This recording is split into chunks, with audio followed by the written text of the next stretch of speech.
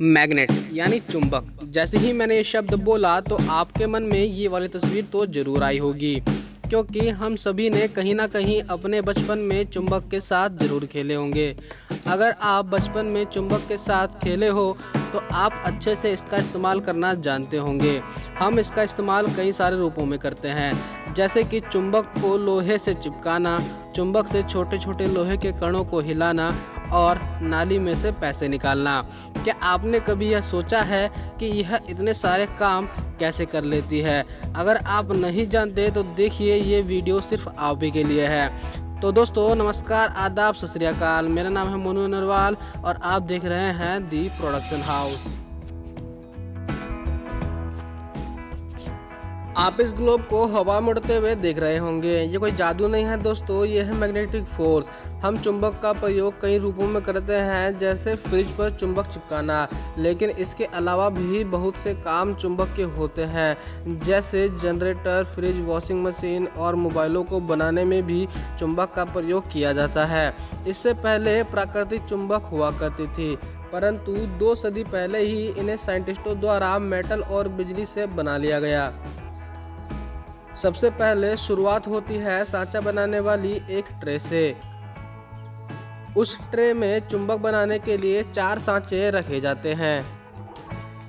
उस ट्रे को एक मशीन में डालते हैं। इसके बाद उस ट्रे में रेत भरी जाती है। फिर इस ट्रे को बाहर निकालकर एक वर्कर के द्वारा प्लेन कर लिया जाता है। दोबारा इस ट्रे को उस मशीन में डाला जाता है और मशीन के द्वारा रेत में केमिकल डालकर कठोर बनाया जाता है और गैस को निकाल लिया जाता है। फिर ये बोर्ड कई तरह के शेप और साइज को बनाते हैं। अब बारी आती है बेस मटेरियल की, जिससे चुंबक का निर्माण होता है। इसमें कॉपर, कोबाल्ट, सल्फर, निकेल, शुद्ध लोहा, एल्यूमिनियम और टाइटेनियम का प्रयोग किया जाता है। फिर इन सभी धातुओं को एक भट्टी में डाल दिया जाता है, जो कि बेस मटेरियल को 1650 डिग्री सेल्सियस पर गर्म करके पिघला देते हैं। पिघले हुए मेटल को बोर्ड में डाला जाता है। इसके बाद ये गैसों के कारण बोर्ड में आग पकड़ लेती है। इन बोर्ड्स को मशीन के द्वारा एक जगह से दूसरी जगह लेकर जाया जाता है और वर्कर्स इन्हें जमीन पर पटक देते हैं। फिर बोर्ड्स को हथौड़े से पीटकर बोर्ड्स को तोड़ते हैं। इससे हवा अंदर जाती है और बोर्ड को ठंडा कर देती है। इसके बाद गैस जल जाती है। फिर इन बोर्ड्स को दूसरे कमरे में ले जाया जाता है और पंखों की सहायता से ठंडा किया जाता है।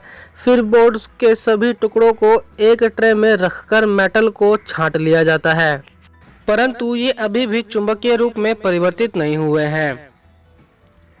ये काम बाद में होता है।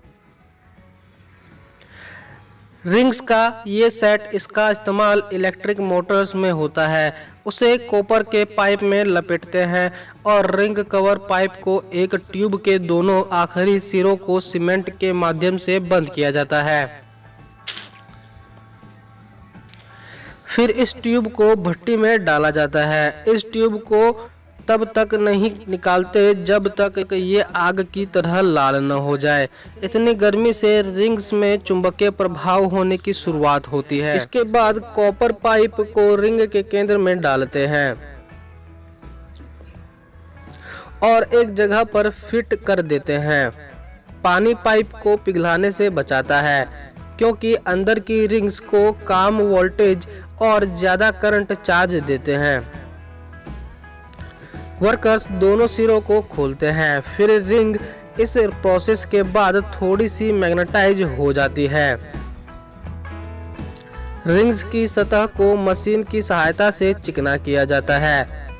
फिलहाल ये चुंबक किसी काम की नहीं, पर यह मशीन इनमें स्ट्रॉन्ग इलेक्ट्रो पावर चार्ज कर भर देती है। पहले हल्का चुंबकीय बल यह तय करता है कि यह तैयार है कि नहीं। फिर इसे इलेक्ट्रो पावर चार्ज कर दिया जाता है और यह सही प्रकार से तैयार हो जाता है। मौजूदा मैग्नेटाइज हमारी जिंदगी में अदृश्य पावर से मशीन को चलाने की सहायता करती है।